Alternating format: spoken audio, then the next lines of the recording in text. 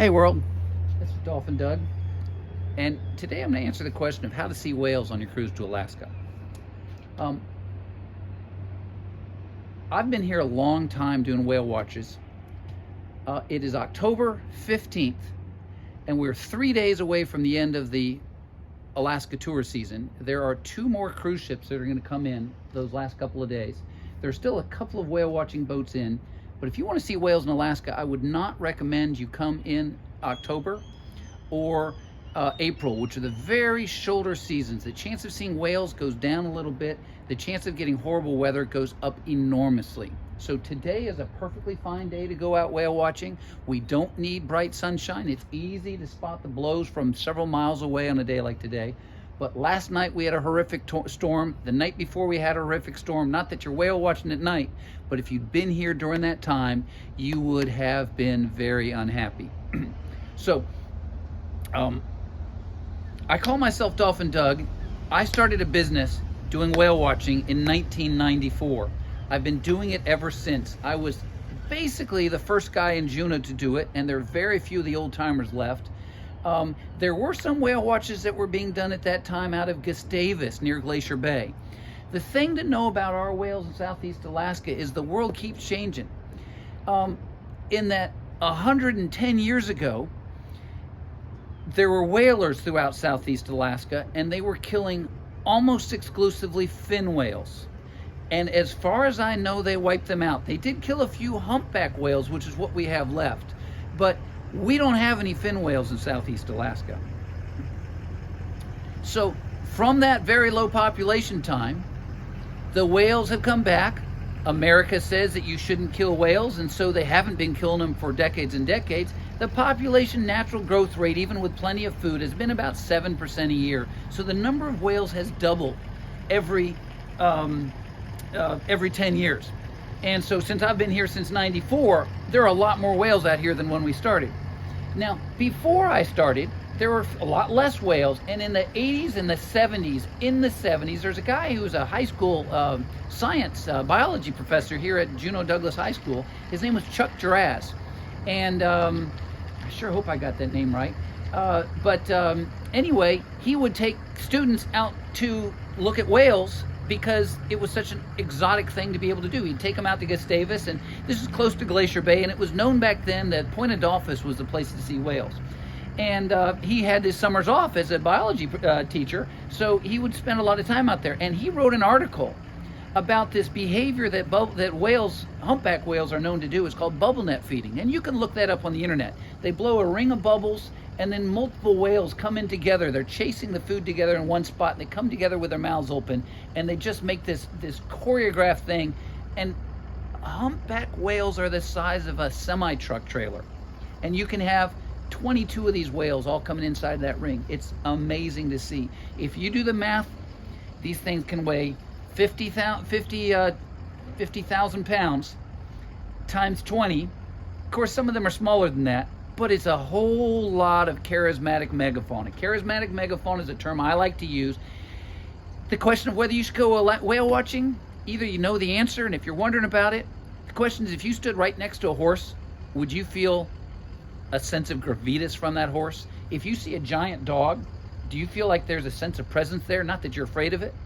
Okay, if you don't feel that, and some people don't come whale watching. I say a third of the people that come to Alaska should go whale watching. Whether they come out with us or go someplace else, it doesn't really matter. Now, my business, Dolphin Tours, I've been around since all that time. Little plug for me, I'm a tiny little business. My boats are smaller than the ones you see out here. I want it to be small, I want it to be personal, and I want you to get to know the real true soul of Alaska, and that's the people.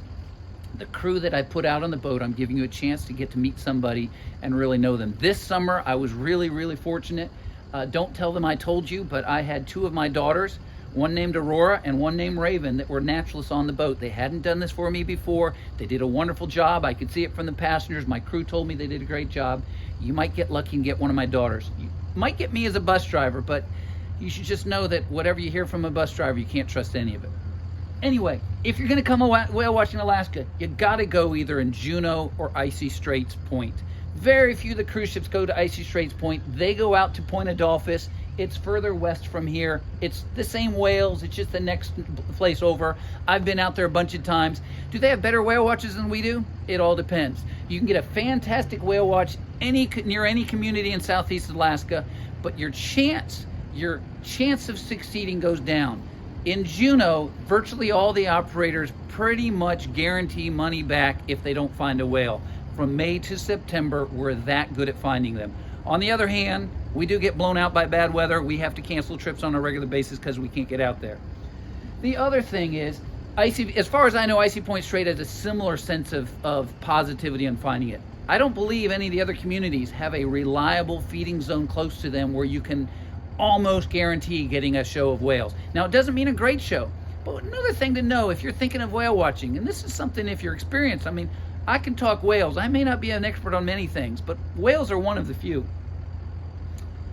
It's gravitas.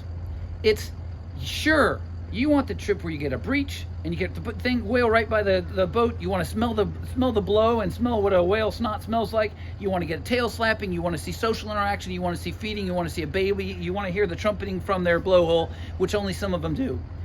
Yeah, that'd be nice. Except when you've whale watched a bunch of times, it starts becoming overkill. Just being close to these big guys is something that just, you know, when I go out in the woods and I see a bear, I'm always happy to see that bear. I mean, I got a good relationship with bears, and bears up here aren't bad. We can talk about that somewhere else. But the point is, it's a sense of being in the right place at the right time. With whales, it's the same thing. It's just being in the presence of this giant. I've got this thing that was kind of curious. It's took me 15 years before I realized it. I love seeing my whales. I love hearing them blow. But at about 100 yards away, which is a pretty darn fair distance, they seem right next to the boat. I'm starting to think that's good enough, that's close enough. And when they get closer, I'm out with passengers. They're having a great time with these whales. I'm like, and it's not like the whale's got something bad to say to me. It's not like I'm offending it. The whale gets to choose where he comes up and when and why.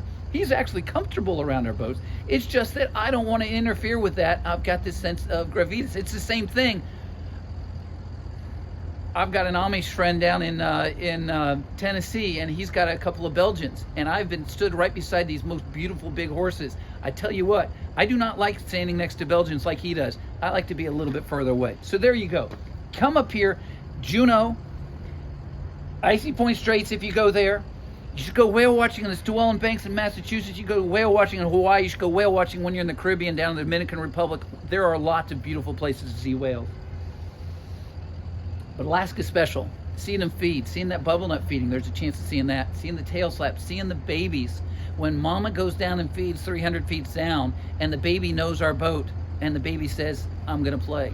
It's a pretty amazing thing. One of the things, and another little thing, there's one other company that has stuck with what I started with, and we've got mammal-friendly boats. We don't have propellers underneath there. If you've ever seen a propeller strike on a marine mammal, it sucks the heart right out of me, and I'm sure you won't like it either.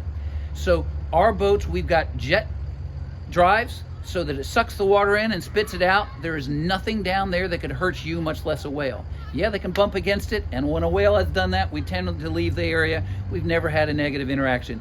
There are whales that have prop scars. So whale watching in Alaska, Juneau, Icy Point Strait. The other question is, can you see them from the ship? And the answer is yes. Is it going to be a great view? And the answer is no, because I've had lots of people, they get on our boat and say, I've seen a whale.